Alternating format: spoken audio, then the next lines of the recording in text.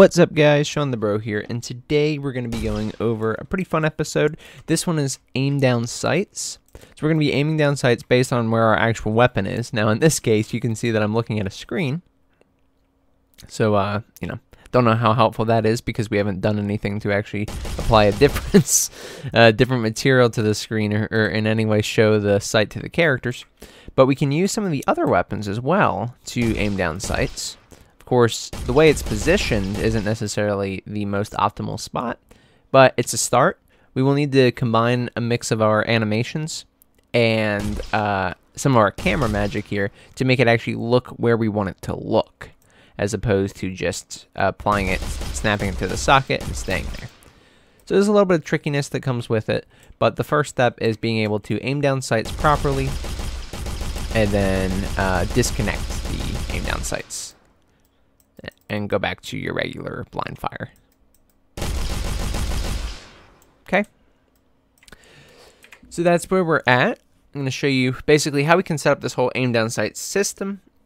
Alright, so to get started today, let's go ahead and go to our code, and let me mention that I believe we're on episode 22 of the first-person shooter template and tutorial series. So if you'd like to catch up, I'll leave the playlist right here in the top right corner in the side card. You can click on it and see all the work we've done so far.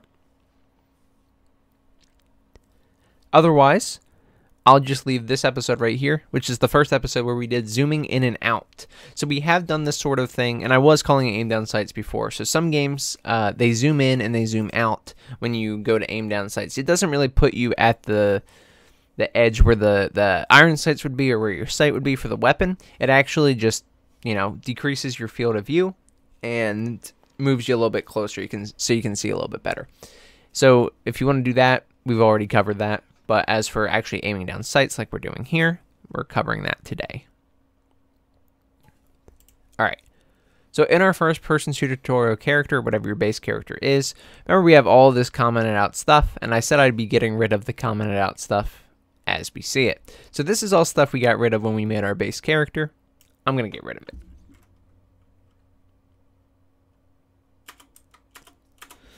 Not necessary that you do that, but we got rid of it a while ago, and I feel like it's time.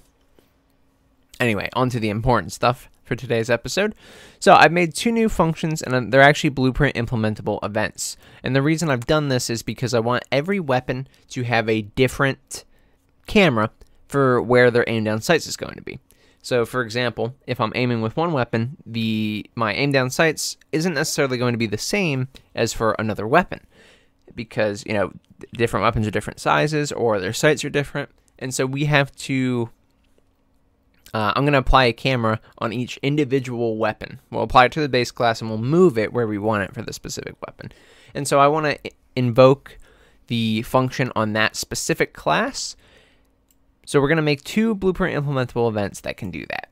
So I put them right under where we put zoom in and stop zoom, and this is where we were doing what I was talking about, where we just decreased the field of view and increased the location so that you could see the area better.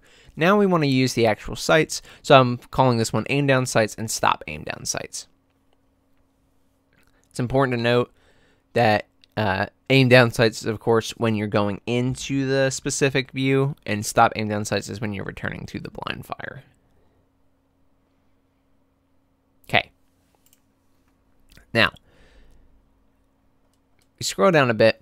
We already had this set up from that other episode, but this is going to be important. So I was calling it zoom in as my input. So if you go to edit, project settings, input, we do need an action mapping. So if you're not following the series and you're just looking at this aim down sights, then you're going to want to have an action mapping. You can add one by clicking this little plus button. I called mine zoom in, and I made it the right mouse button. Then, in your character, in setup player input component function, make sure you have a pressed and released that call separate functions.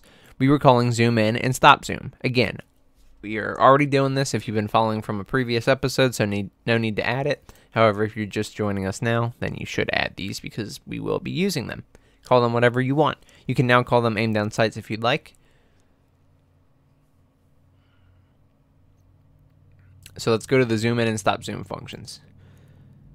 Now the zoom in, stop zoom were the other two functions that had comments in them from our previous changes that I wanted to get to and never got to. So here we are. This is what was in here in the past, all the commented stuff.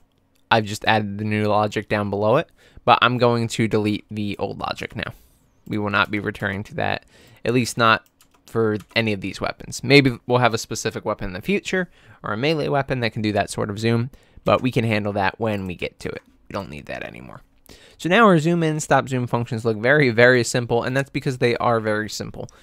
We have one that aims down sights, and we have one that stops aiming down sights. So we have, basically we're calling our two blueprint implementable events here, aim down sights and stop aim down sights. Is aim down sights is a boolean we added in another episode. We added it, it's right here in my boolean list. It's actually in the same episode with the zoom in, zoom out stuff, and this is done for the animation blueprint. We're actually not going to be using it today because I still don't have proper animations for these sort of things. So it'll look a little bit funky if we try and use them. But if you have animations for aiming down sights, then you can absolutely use it. When you zoom in, we are aiming down sights. When you stop zooming, then we're not aiming down sights. Pretty simple stuff. At this point, we're done with all the code, so we can go to the blueprint. All right. Let me organize this a little bit, put these all together. Okay, so the first thing I actually did was I disconnected the aim down sight state and the animation blueprint. So really, the way this should be handled is for each weapon, if the aim down sight is different, which it most likely will be, you'll probably want, different animations for each weapon. But I have this standard animation that's here. And it works and it makes sense. But it doesn't look great with our current system and the current animations I have. So I've decided to just take it out for the time being. So all I've done is gone into my anim BP, into my idle to aim down sights, and I've disconnected the transition. Alright. And you can do that if you don't have an animation that you like me, or like I said, leave it in if you do have an aim down sights animation that you like. But that's all we need for here, so I'm going to close that.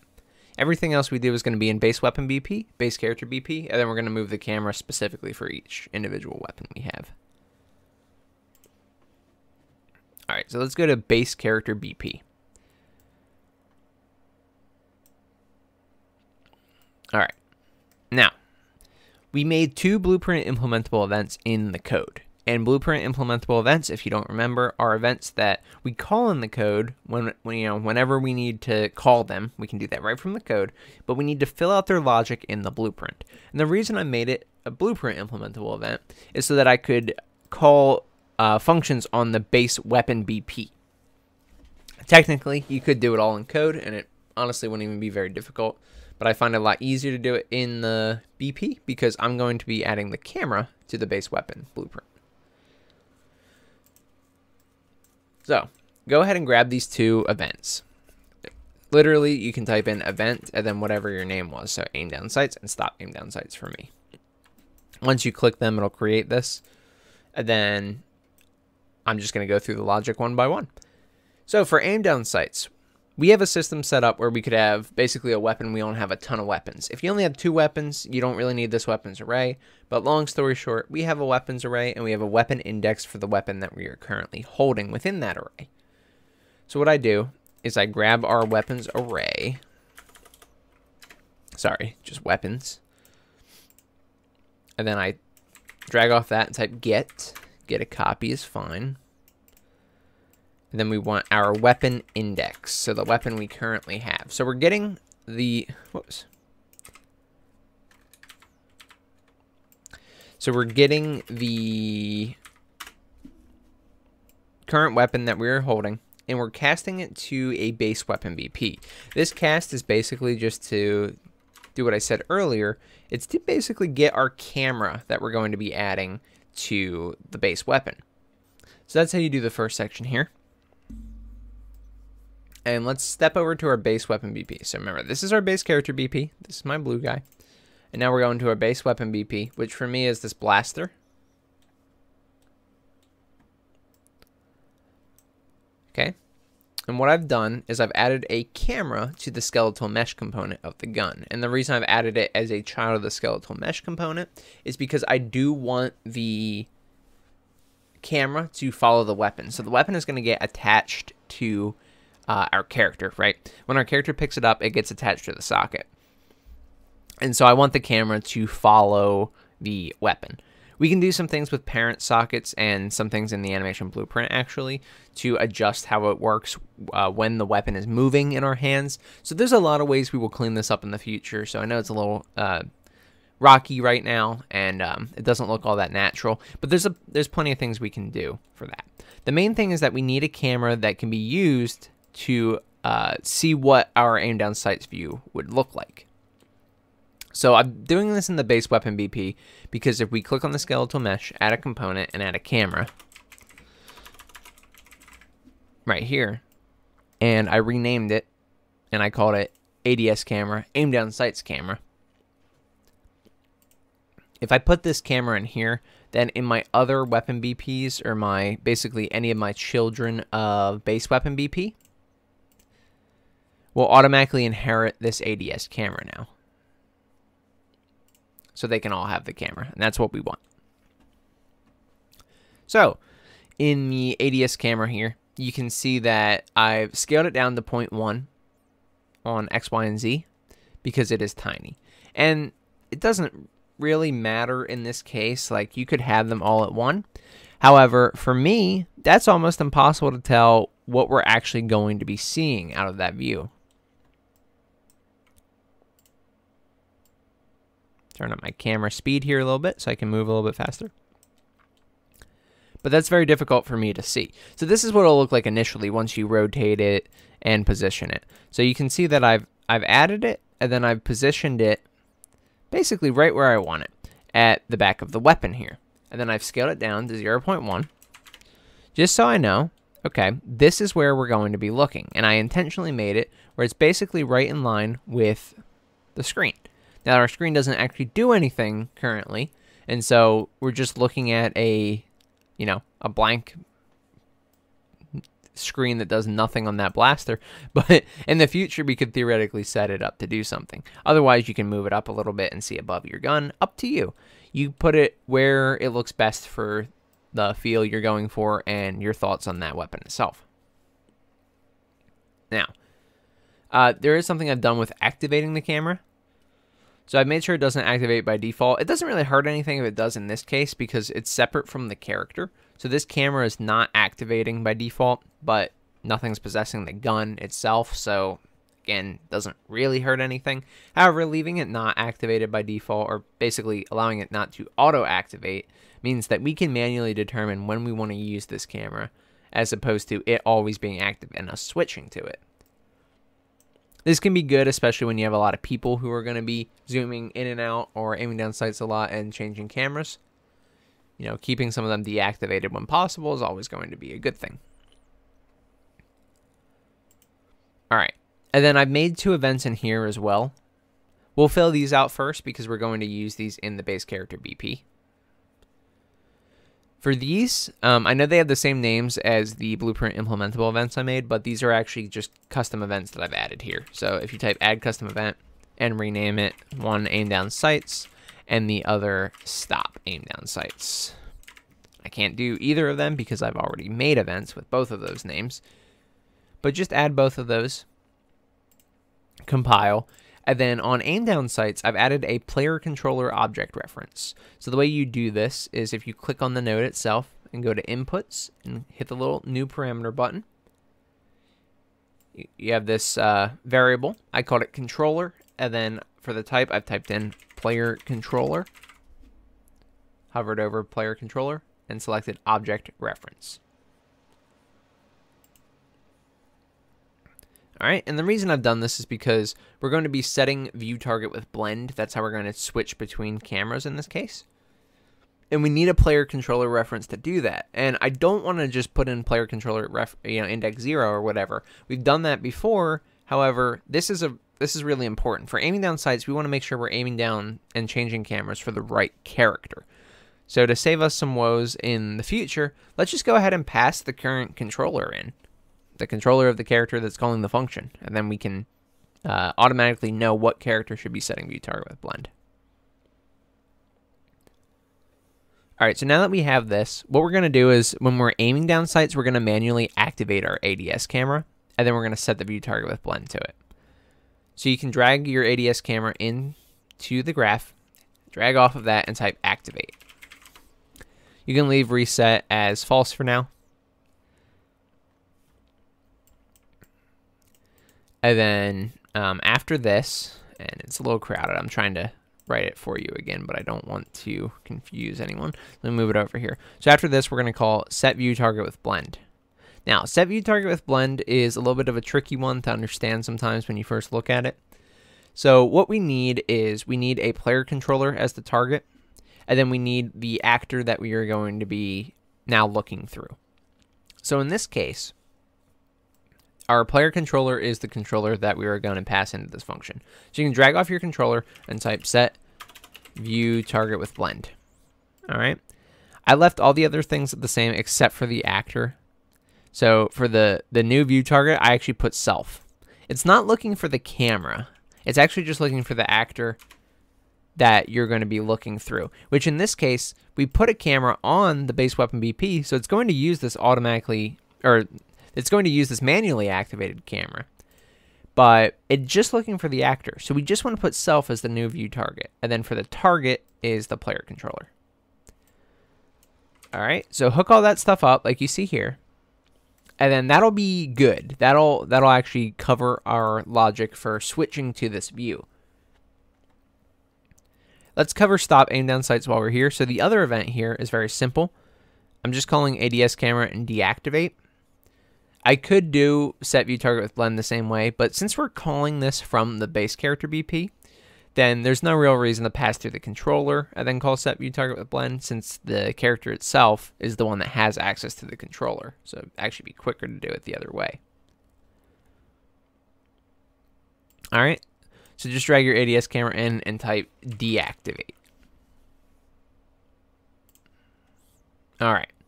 And these are your two functions in the base weapon BP that we'll be calling in the base character BP. So remember, this is getting our current weapon that we're holding. And we're going to do a very similar method to what we just did. We're going to deactivate our first-person camera. First-person camera is this camera. This is the camera of the view that we actually see. So what we normally see when we're walking around with the character's head. All right? So we're taking that, and we're going to deactivate it. So you can drag it on the screen. Very, very simple. Deactivate. Okay. Then what we're going to do is call the function to swap over to the ADS camera. But we need the controller, remember? We have our cast the base weapon here, so we can use this to call the function. Drag off of this and type aim down sights. And now we need to get our controller in here. So the way I've done this is I've gotten the controller of this class and I've casted it to the right type, which is the player controller. All right. So just to show you how I've done that, literally type get controller, cast to player controller, and drag that into the controller section. Again, you can see it all here, but I know it can help to type it out sometimes. So this is the entire way we aim down sights. At this point, if you right click, you should be able to aim down sights. But you probably will get stuck here and you won't be able to undo it because we're never calling the stop aim down sights function. This is a good start, but let's fill out this logic. So I've started it the same way where I have our weapons array and the weapon index, again, just to get the current weapon we're on. And I'm going to cast it to base weapon BP so I can call the function, the stop aim down sights that we made in the base weapon BP. I've done the opposite of what I did above. So I got the first person camera and I called activate on it. Reset again can be left false. And then I call stop aim down sights. So we're activating our regular camera. A regular first person camera on the character. And then we're stopping the camera that's on the weapon itself. Okay. And then I am getting the controller, casting to the player controller just like I did above to pass that into the target. And then for the new view target on the set view target with blend, I pass in self. So now we're, instead of going from the weapon as the view target, we are using the character as the view target. And when you do this, that will switch back to your regular camera on your character. So now we're able to switch between these two cameras, which is all we ever really needed to do. At the end of the day, that's really what aiming down sights is. It's switching between these two cameras. All right. So after all that, I'll save all those.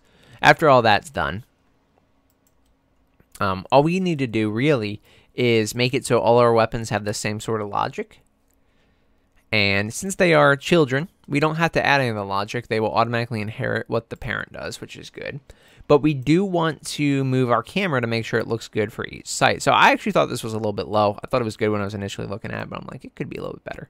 And try moving it up just a little bit. But you can reposition these cameras now. It won't adjust the base camera or the base weapon camera, which is good. And so since it won't adjust them, move them freely. Adjust them to your liking. And you can see, there we go, that's a lot better. You can see I can actually shoot, and it actually comes out like perfectly where the iron sights are. All right, so there's that. And then this one, it looks, yeah, I think this one looks pretty good. So you can see where I've positioned my cameras, and then you can try and mimic that if you'd like. And now, whatever weapon you have, as long as it's got that camera, which as long as it's a child of base weapon BP, it will, then you'll be able to aim down sights with it. You could always add a boolean to restrict aiming down sights with specific weapons if you don't want to, or change the logic for specific weapons when aiming down sights if you want to. One last thing, guys. We can clean up some old logic that we had now that we've changed around some of our switch weapon logic in the last few episodes. So we have this interaction actor. And that is going to be a little bit weird now that we actually spawn the weapons and attach them. In fact, being able to manually switch weapons now will be a little bit broken due to this. So we'll fix that in the next episode. I have a specific reason for that. Don't worry about that. However, something we should clean up is the event switch weapon mesh. We don't need this anymore at all. This was just switching the gun mesh itself. Now that we are confident and we know that our weapons themselves are actually being spawned and switched, we don't need to switch the weapon mesh anymore. We can just switch weapon. And so I was leaving this in here for those that wanted to use that method. But again, I'm going to start cleaning everything up because I don't want things to be confusing. I know cleaning it up in itself is a little bit confusing, but basically you can get rid of anything called event switch weapon mesh. So I've deleted the reference to it in the character BP. If we go to the code as well, we can we can stop the project and we can go to that event.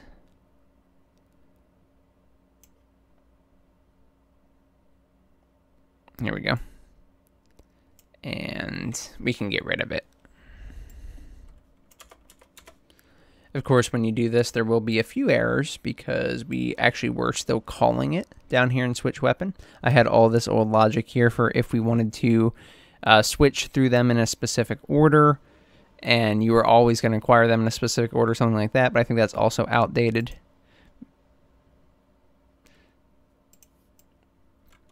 And so now we can get rid of this old comment, and we can get rid of our switch weapon mesh calls. So there you go. That's what switch to next primary weapon looks like now. And those are all the changes I wanted to let you know about, but just to clean it up, make it a little bit nicer, and get rid of some of the comments that we no longer need. Alright guys, and that's all I got for you today. Fun little aiming down sights episode. We got plenty more to do. As you can see, in some of the views you can actually see the character's mesh still. We're going to, and I've mentioned this before, separate our character's mesh from what we can see and what others can see of us. So in a multiplayer scenario, we do need to have a mesh so that people can see us, right? But we don't want to be able to see ourselves. At least we don't want to be able to see our own head like this. So even if this is the animation we have, a good way to do this is to separate what we can see versus what enemies can see. I'm also going to be fixing up a lot of these movement animations as I get better animations. So you'll notice changes for them. Really, things like this are just issues with the animations themselves.